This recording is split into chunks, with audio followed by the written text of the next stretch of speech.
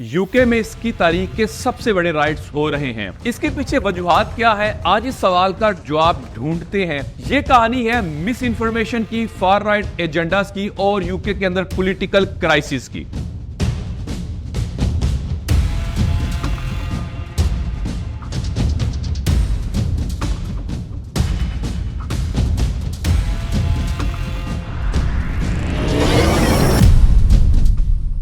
तो बात शुरू होती है 29 जुलाई 2024 को, जब साउथपोर्ट के एक योगा सेशन में, जिसमें बच्चे टेलर स्विफ्ट थीम्ड में डांस वगैरह कर रहे थे, वहां पे एक शख्स आता है और वहां पे स्टैम्पिंग करता है, जिसमें 3 बच्चियां जिनकी उम्र 6 साल, 7 साल और 9 साल है को मार देता है। इसमें कुछ एडल्ट्स भी जख्मी होते हैं और ये उस कम्युनिटी के लिए बहुत बड़ा शॉक था।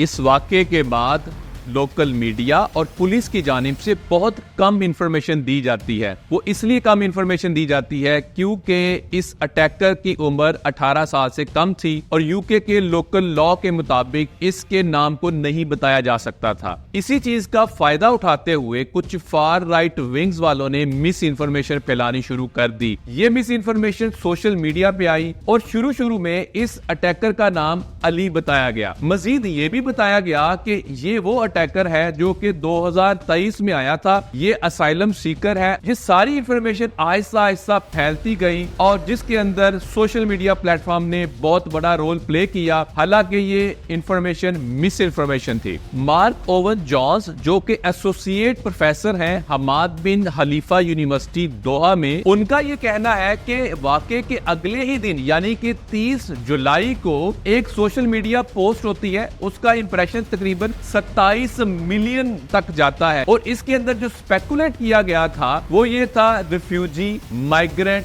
फॉरेनर, इस तरह की स्पेकुलेशन की गई थी और ये एक बहुत बड़ा स्केल था। इसी तरह social media influencer Andrew Tate ने भी इसको हवा दी और ये कहा गया कि ये एक अनडॉक्यूमेंटेड माइग्रेंट है। इससे यूके के अंदर और ज्यादा क्राइसिस आना शुरू हो गया और लोग और ज्यादा इसके पीछे आना शुरू हो गए और इस बात से कन्विंस होना शुरू हो गए कि ये किसी इमिग्रेंट का, मुस्लिम का या फॉरेनर का ही काम है जो ये वाकया हुआ है। इससे वो जज्बात बढ़ के जो ऑलरेडी यूके के अंदर आहिस्ता आहिस्ता सुलग रहे थे, इस मिस इन्फॉर्मेशन को फैलाने में टॉमी रॉबिन्सन जो कि एक फार राइट इन्फ्लुएंसर भी है और एंटी इस्लाम कैंपेनर भी है, उसके तकरीबन 8 लाख फॉलोअर्स हैं। उसने अपने 8 लाख फॉलोअर्स को ये पैगाम दिया कि इस्लाम एक मेंटल हेल्थ इशू है, रिलीजन ऑफ पीस नहीं है। उसने लेबर गवर्नमेंट पर भी इल्जाम लगाया कि वो माइग्रेंट को इंपोर्ट करके ब्रिटिश नेशंस को रिप्लेस कर रहे हैं। नाइजल फराज जो कि फार राइट विंगर हैं,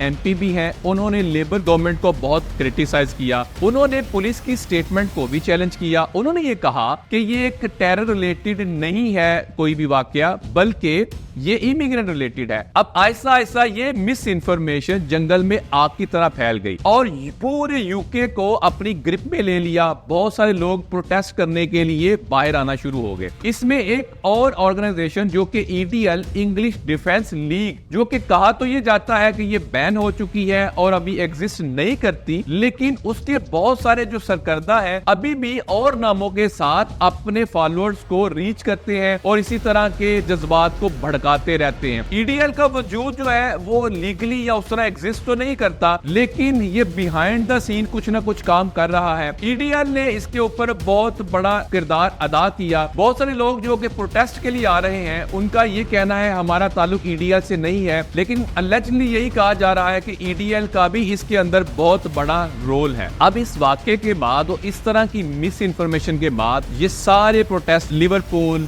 ब्रिस्टल, मैनचेस्टर वगैरह शहर में भी फैल गए, यानी इसने तकरीबन पूरे यूके को अपनी ग्रिप में ले रखा है। अब इसके अंदर सेंटीमेंट्स हैं क्या? सेंटीमेंट्स हैं सारे इमिग्रेंट्स के हवाले से, सेंटीमेंट्स है असाइलम सीकर के हवाले से, सेंटीमेंट्स है फॉरेनर्स के हवाले से और सेंटीमेंट्स है मुस्लिम्स के हवाले से। शुरू में ये सेंटीमेंट्स मुस्लिम्स के हवाले से थे और कहा यह जा रहा था कि जो अटैकर है वो एक मुसलमान है, लेकिन रिसेंटली एक डेवलपमेंट हुई और अदालत ने एक स्पेशल ऑर्डर पास किया और उस अटैकर के बारे में बताया गया और उसका नाम नाम भी बताया गया। उसके बारे में ये बताया जा रहा है कि उसका नाम एलेक्स है और एलेक्स एक रवांडा की क्रिश्चियन फैमिली का मेंबर है। एलेक्स यूके में ही पैदा हुआ था। इसके बारक्स के जो ये कहा जा रहा है कि एलेक्स जो है वो बाहर से आया था और 2023 में एक छोटी बोट में आया था। अब ऐसा ऐसा लग तो ये रहा है कि ये सारे सेंटीमेंट्स जो हैं मुस्लिम से ट्रांसलेट होके इमिग्रेंट्स और असाइलम सीकर्स की तरफ जा रहे हैं। इसकी थोड़ी सी हिस्ट्री को देखते हैं। यूके में 2011 में भी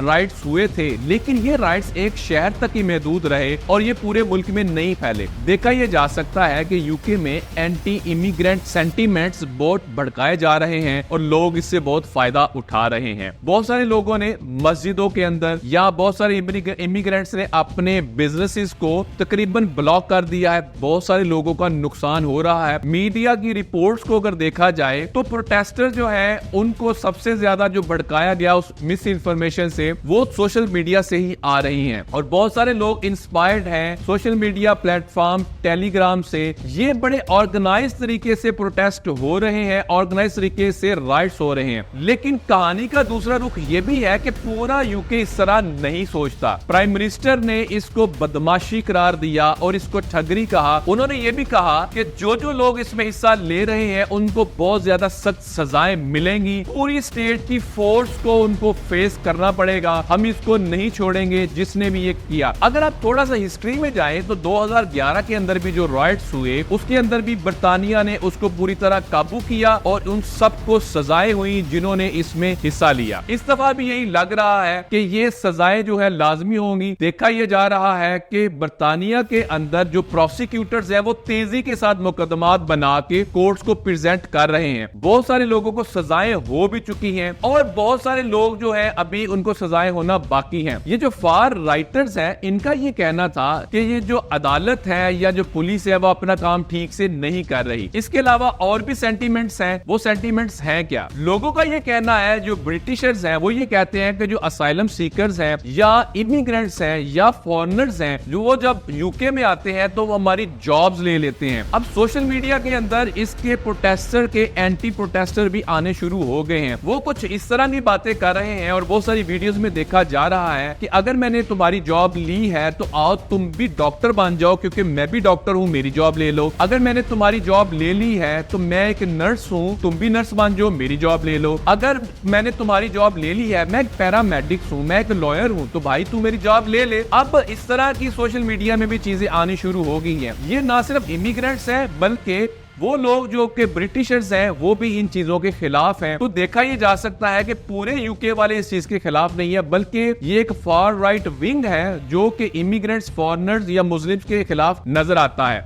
यूके के प्राइम मिनिस्टर का ये भी कहना है कि ये फार राइट विंग्स या ये लोग जो कि राइट्स कर रहे हैं ये यूके की सेंटीमेंट्स या वैल्यूज को प्रेजेंट नहीं करते, ये उसके रिप्रेजेंटेटिव नहीं है। देखा ये गया कि यूके के अंदर शुरू में मुस्लिम्स के खिलाफ सेंटीमेंट्स हुआ करते थे। अब ऐसा ऐसा ये एंटी इमिग्रेंट हो गए, फिर ऐसा ऐसा एंटी फॉरेनर हो गए। यानी कि एक पॉपुलर नारा बनता जा रहा है कि लोग बाहर से आते हैं और हमारी जॉब्स ले लेते हैं। इस तरह बहुत सारी वीडियोस के अंदर देखा जा सकता है और बहुत सारे लोग मौकरी भी कर रहे हैं कि किस तरह वो लोग दावा कर रहे हैं इन्होंने हमारी जॉब ले ली जिनका अपना ही खुद का कसूर है। एक वीडियो के अंदर देखा जा सकता है कि एक शख्स दावा करता है कि इमिग्रेंट्स जो है हमारी जॉब खा गए और मुझे भी जॉब नहीं मिल रही। जब सवाल पूछने वाले ने सवाल पूछा कि जब आपको जॉब से मना किया जाता है तो आपको क्या बताया जाता है, उसने कहा जी मेरा क्रिमिनल रिकॉर्ड है, वो बताते हैं कि तुम्हारा क्रिमिनल रिकॉर्ड है इसलिए जॉब नहीं दे रहे। उन्होंने कहा कि ये क्रिमिनल रिकॉर्ड आपका है क्या? उसने कहा जी मेरा असॉल्ट का रिकॉर्ड है, इस वजह से मुझे जॉब नहीं दे रहे। तो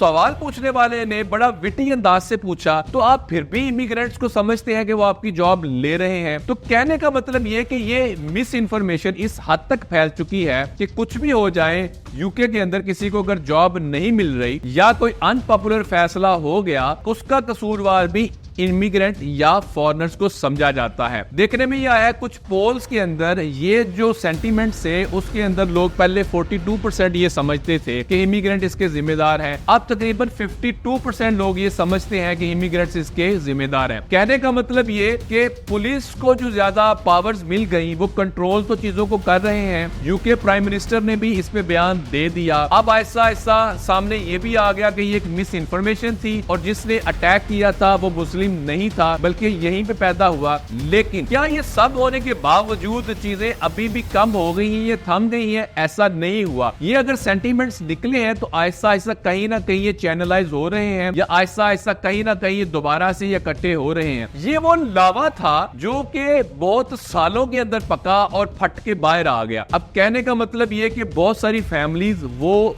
डर या खौफ महसूस कर रही हैं जो वहां पे रह रहे हैं। अब आइंदा आने वाले दिनों में क्या होता है यूके में, ये तो वक्त ही बताएगा। लेकिन आप ये देख सकते हैं कि किस तरह miss information, for right agenda या पॉलिटिकली किसी चीज को कैपिटलाइज करवाने के लिए किस तरह लोगों का इस्तेमाल किया गया, किस तरह सोशल मीडिया का इस्तेमाल किया गया, किस तरह इस मिस इन्फॉर्मेशन को फैलाया गया, किस तरह इन र्यूमर्स ने न्यूज की शक्ल ली, और बहुत सारे वो लोग शायद इसमें ना ही यकीन रखते होते वो भी बाहर आए, उन्होंने भी प्रोटेस्ट किया। क्या आपको ये लगता है कि आइंदा आने वाले दिनों में यूरोप के अंदर सोशल मीडिया के हवाले से कोई लेजिस्लेशन हो सकती है? क्या आपको लगता है कि ये सोशल मीडिया प्लेटफॉर्म बेलगाम है और इनको कोई लगाम नहीं डाल सकता? अगर आप भी ऐसा समझते हैं, आप कमेंट बॉक्स में कमेंट जरूर करें। ये डेवलपिंग सूरत हाल है। अब देखें आइंदा आने वाले दिनों में इसमें क्या डेवलपमेंट्स होती हैं।